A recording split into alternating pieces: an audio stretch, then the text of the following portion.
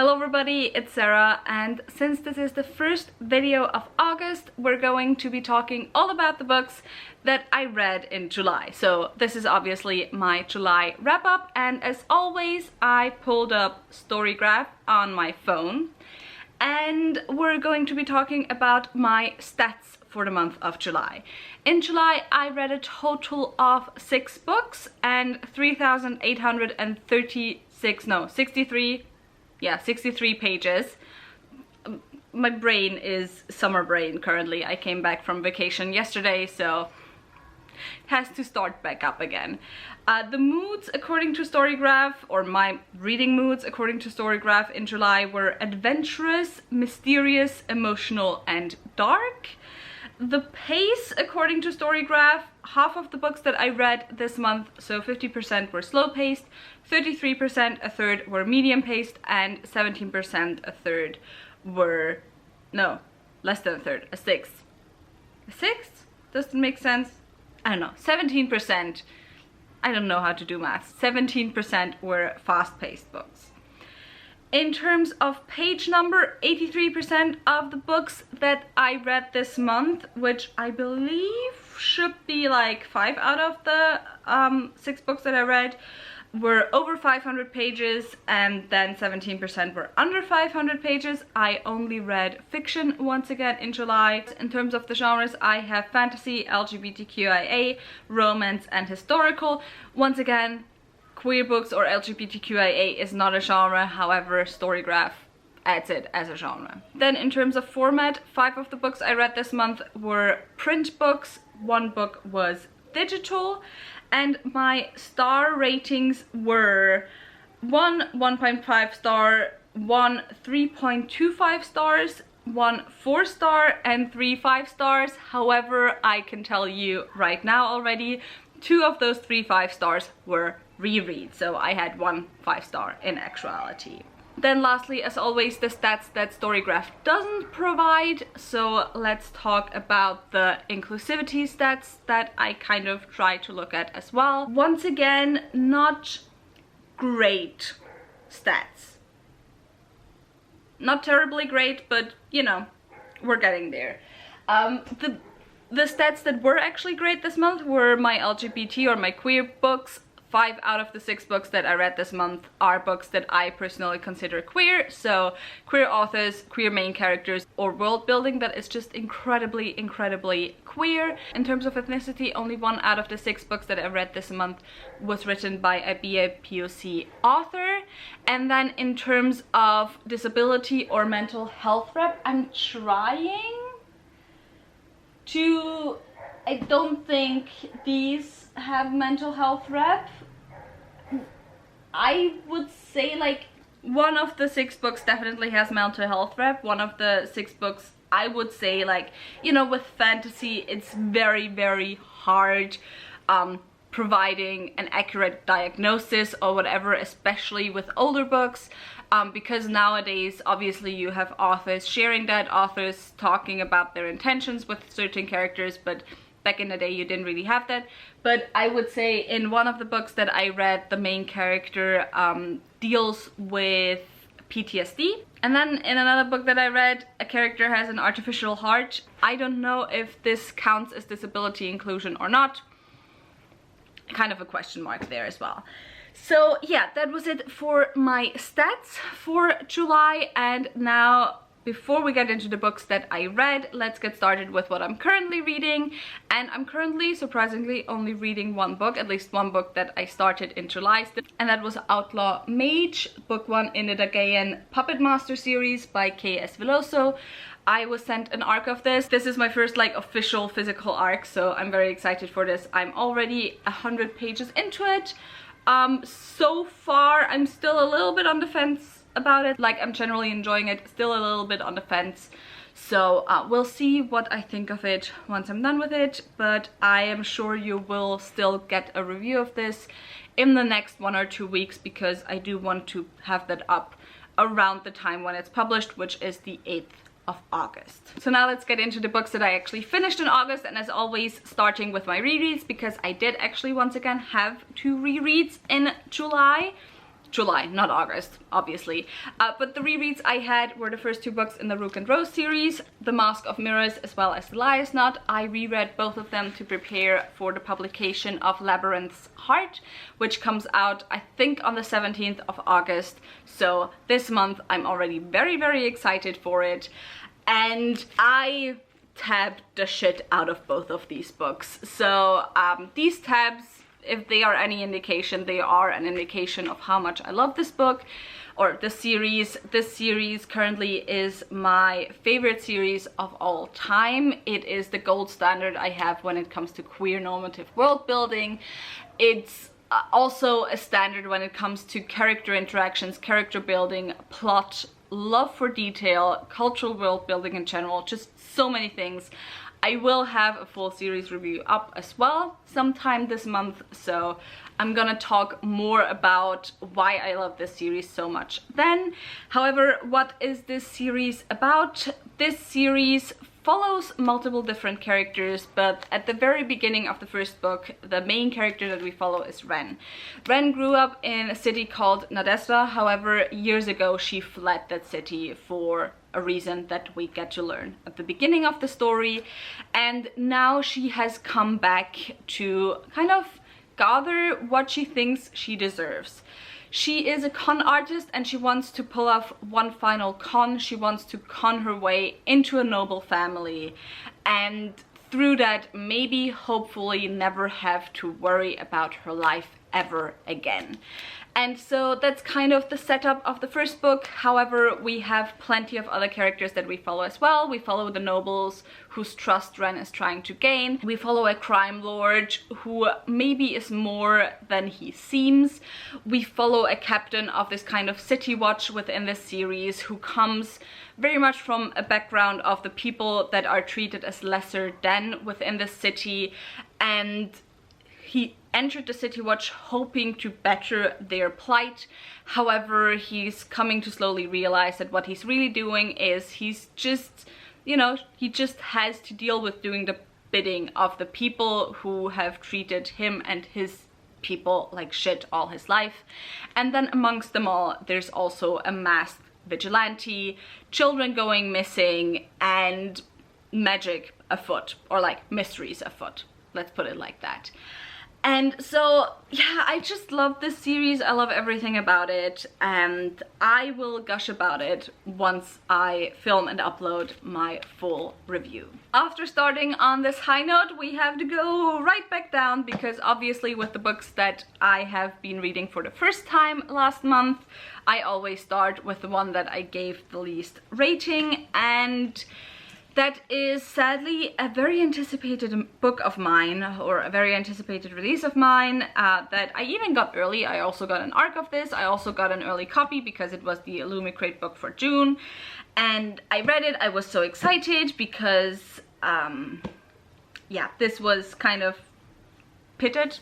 Like, the prompt for it was a Venezuelan-inspired high fantasy, sapphic high fantasy, adult high fantasy, and yeah, sounds like something that would be right up my alley, right? This sadly is the second sapphic adult high fantasy this year that just majorly disappointed me. I don't know why. I know it's not the romance because, like, I just realized I don't love romances a lot, so there's plenty of other issues in both of the books. But I remember that being a thing, I think in 2021 as well, with a lot of sapphic YA that I read, where it just didn't live up to the hype for me. Anyway, the book that I'm talking about, and I'm not saying that it has anything to do with the sapphicism, because we know I am a sapphic, I love sapphic, and I know internalized homophobia is a thing, but you know, I'm not uncomfortable with the sapphics, and I'm not uncomfortable with the romance, but something about those books, which might just be that I'm more likely to pick them up more quickly without vetting them properly. Something about those books just ends up disappointing me. Anyway, the book I'm talking about is The Sun and the Void by Gabriela Romero La Cruz, which is the first book in, I don't know why I said that name that weirdly, to be honest.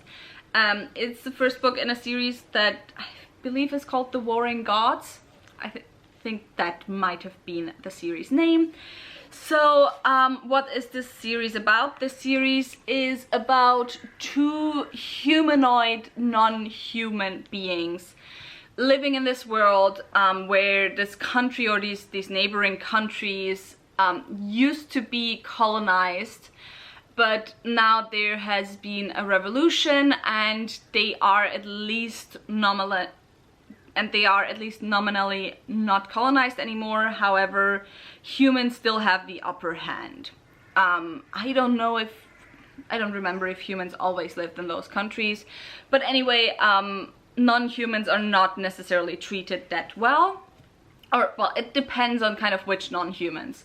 And so one of the two is a girl who, or a young woman who, after her father's death, goes in search of her grandmother and then is kind of pulled into the schemes of her grandmother, who just wants some power for some stuff. And the other character we have is a young woman living in a human family, and she's about to be married to someone that she does not want to marry, and so she wants to escape her very oppressive family. I will upload a full review of this, so I will try and keep my thoughts short on this one, but basically this just disappointed me on all levels. I thought the characters were incredibly flat. I thought the romance was not appealing. I thought the relationships just in general were confusing because we never really see any progression in the relationship, and just between one chapter and the next there's a change there and we're supposed to just roll with it because time has passed, but we never see any of that on page. Similarly also with the plot and with the motivations of all the characters, they just kind of come out of nowhere. There's a lot of telling, not showing, and I'm not typically someone who's a stickler to, you know, writing rules, because I think rules are there to be broken if you know how to break them, and I can guarantee you for generally this is a rule in writing, there will be a book I can tell you that breaks this rule that I love. However, saying that this book does love telling, not showing, just is a quick and easy way to get my point across. There's just, yeah, we're just not spending enough time with the characters. Even though this is a 500-page book, it just feels like we're not spending enough time with the characters and with the plot to, you know, organically see things moving along. Similarly, also the world building I found incredibly disappointing and just not at all at the depth that I expected it to be for some reason. Yeah, it just, a lot of times when I see books that are non-Western inspired, I am very excited for them because I assume that the author will, you know, pull new things into the story, or I hope that the author will pull new things into the story that maybe we haven't seen before in fantasy. Maybe give us some elements to the story that, you know, we don't typically see a lot, because after all, fantasy and publishing still is very cis-het and white. However, while this world building definitely isn't your typical world building, I also didn't really feel like the author did a lot with the world, or as much as she could have with the elements that were already there. So yeah, I just was thoroughly disappointed. I gave it 1.5 stars and I'm not sure if I'm gonna pick up the second book, to be honest. Like, I might try to get an arc again because I just, to be honest, I don't want to spend money on it. Unless Illumicrate editions are so expensive, but like, I'm like, unless Illumicrate is doing another edition, because it is one of the prettiest, like, under the dust jacket, it is one of the prettiest editions that Illumicrate has done so far. I have to be honest. Next one is the book that I think I gave 3.25 stars to, and that is Dreamer's Pool by Juliet Marillet. This is the first Juliet Marillet book that I have picked up, or new book, Juliet Marillet book, that I have picked up in a while. Like, I did pick up Sibyl's Secret, I think in 2021. But that was the second book to a series that I already read the first book. This is a new series, or new to me series. It's quite an old series actually. It's the first book in the Blackthorn and Grimm trilogy, and in this series we follow Blackthorn and Grimm. The two of them are convicts and Blackthorn is about to be executed. She is a woman who was thrown in jail unjustly by the kind of chieftain of her region, her county, and she wants revenge. But seeing as she's about to be executed, she might not get her revenge. But then one of the Fae appears to her and he gives her a chance. If she moves north, if she forgets all about her revenge, she can have a new chance at life. She has to not even forget about revenge forever, but just for the next 7 years, and also she has to help everyone who comes to her for help. And so Blackthorn takes the bargain and Grimm follows her. And the two of them move north, and up there's a prince who might need the help of Blackthorn. I just love Juliet Marily's writing. There's something just really, really comforting and comfortable about her writing. I also think her writing is really, really pretty. Like, I think she has beautiful writing. She also managed something that no other author so far has managed for me. There are 3 first-person perspectives in this book. I did not hate the book. You all know one of my biggest pet peeves is multiple first-person perspectives. I just don't think it makes sense in general. However, with this one, I did not mind because all the voices were so distinct from each other. I did not even need to look up which character was, like, we were following a certain chapter. Because the writing style was different, the voices were different. It just, like, I still would have preferred it not be first-person perspective, obviously, but I didn't mind it. And for me, that's like a big, big compliment. Aside from that, I just really enjoyed Juliet Marily's writing. I can read it really quickly, but it's still, like, it's an easy to read writing style, but not in a way where it's very simple, but it's still very kind of flowery, beautiful, very fairy tale-esque.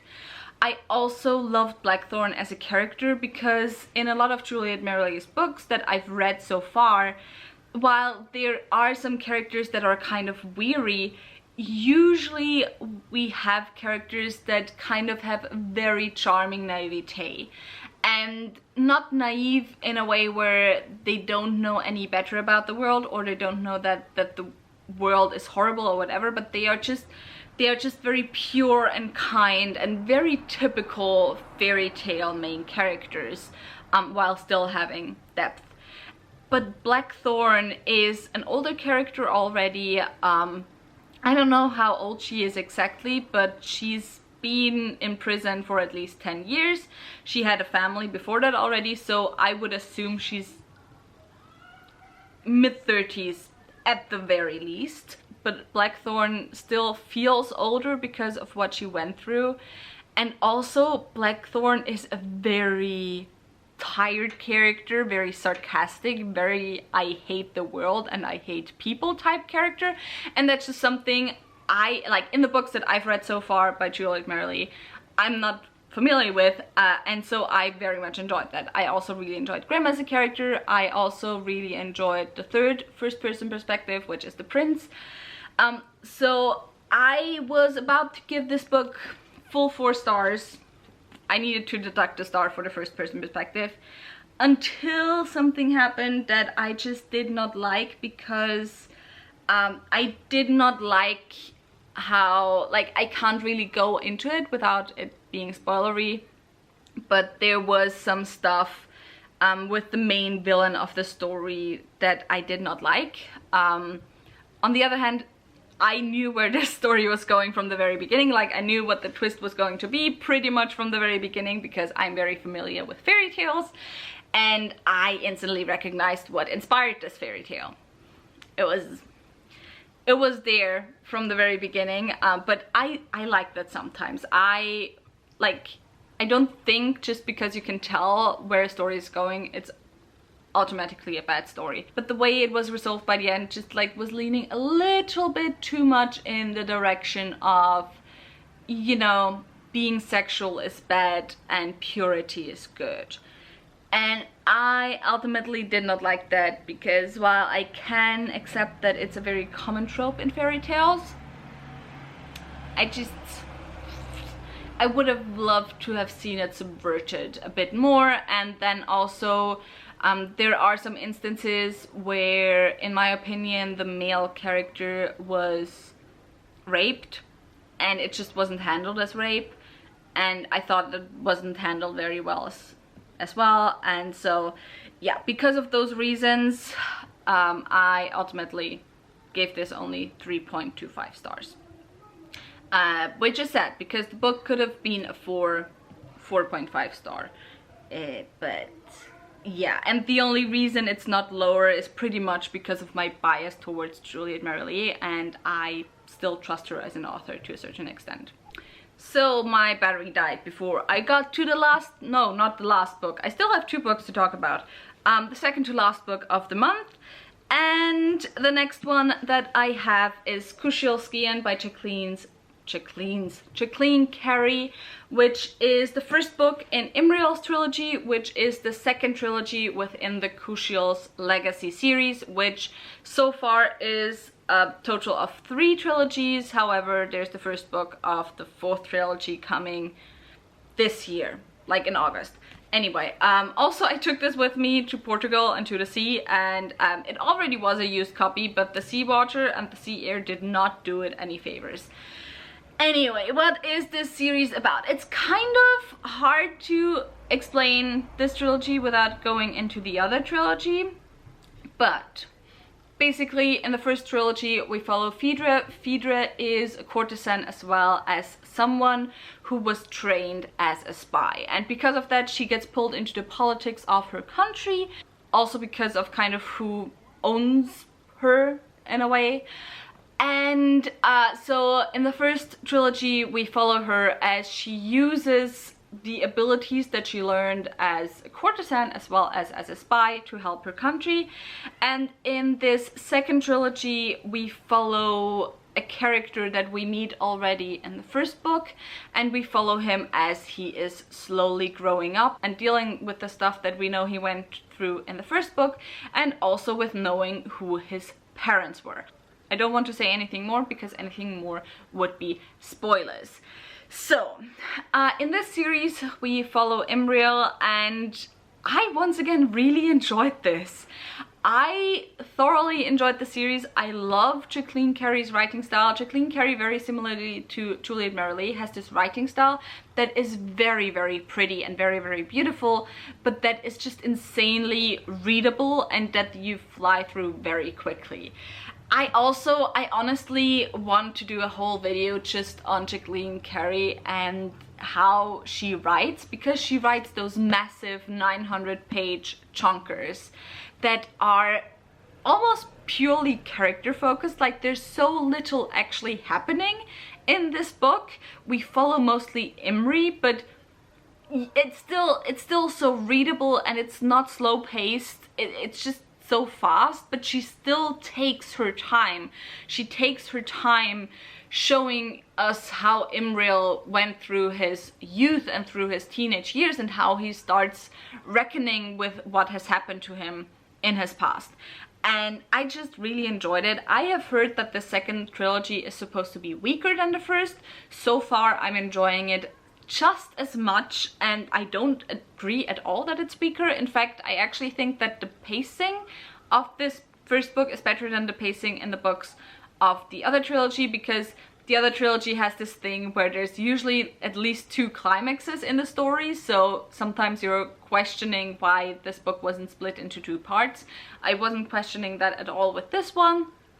And yeah, I I just highly enjoyed it. I loved it. I gave this 4 stars. And then the last book that I have to get through very quickly because apparently my backup battery also was out of battery, so it's blinking already. Anyway, the last book I read, or the last book I want to talk about, is Labyrinth's Heart by Emma Carrick, the 3rd book in the Rook and Rose series. I don't have to go through what it is about again. This was my most anticipated release of the year, and it so held up to my expectations. I absolutely adored and loved it. This, I think, is the first series where I just gave all of the books 5 out of 5 stars. The character resolutions were perfect. The plot threads were just like wrapped up so perfectly. There were so many plot threads still left open, like 3 major ones and a bunch of minor plot threads. I was so scared that this book was gonna feel rushed, but it did not at all. Each plot thread just got its spotlight and got its wrap up. It was so well done. Like, the most negative thing I can say about it is that some of the things that, like, the way some of the things ended felt too perfect almost, or convenient, not as in they ended happily or all plot threads ended happily, but you know, it felt very, this is a story wrap up. It did not feel realistic necessarily, but then again, that's not what I'm reading fantasy for, is it? And so yeah, I will talk more about my feelings on the 3rd book once I upload my full series review, but I just adore this series. I love it, and I can just highly recommend everyone read it. It's also, by the way, the 1st book was the read-along buddy read book in my book club. My book club is Of Queens, Witches and Valkyries, and it's all about reading adult high fantasy written by women and genderqueer folk, and the 2nd book we're reading in August. And yeah, it's just perfect. Anyway, I need to wrap this up. The battery's blinking, so if you have any thoughts on any of the books I mentioned, leave them in the comments down below. So obviously my camera had to die on me the last few seconds, the last few sentences. So if you enjoyed this video, think about liking and subscribing, and all the links to my social media as well as to my book club are in the comments down below, and I hope I'll see you very soon. Bye!